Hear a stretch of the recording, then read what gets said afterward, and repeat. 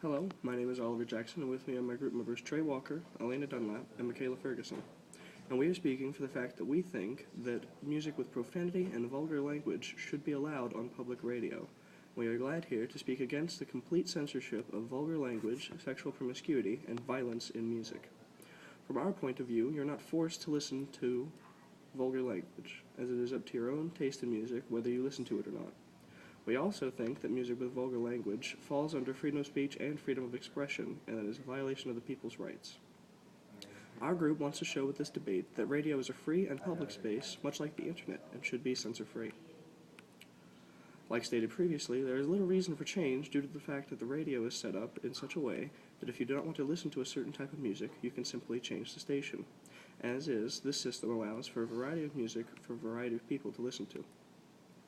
With public radio, parents monitor what their children listen to, so the argument that children get exposed to such music through public radio is invalid and causes no problems.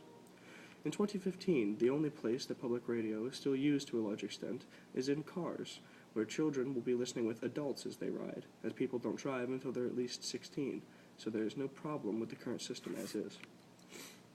Most artists these days have versions of their songs that bleep or blank out language that radio stations might find vulgar. Artists keep the uncensored music for sale through digital or physical download. If anything, change will attack people's ability to freely listen to what they want to listen to. It would be an attack of the First Amendment of the Constitution and freedom of expression.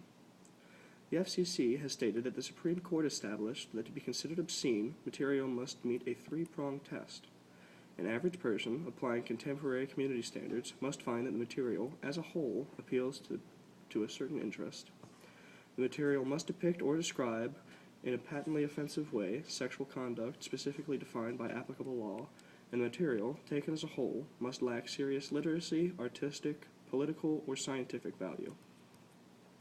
The loopholes currently used in these constraints is that as long as a song has a recognizable, albeit possibly not agreeable, artistic value, it can be broadcast, and radio censorship of songs is in effect 24/7 in the form of radio edits and clean versions of songs using audio drops and euphemistic references in place of profanity.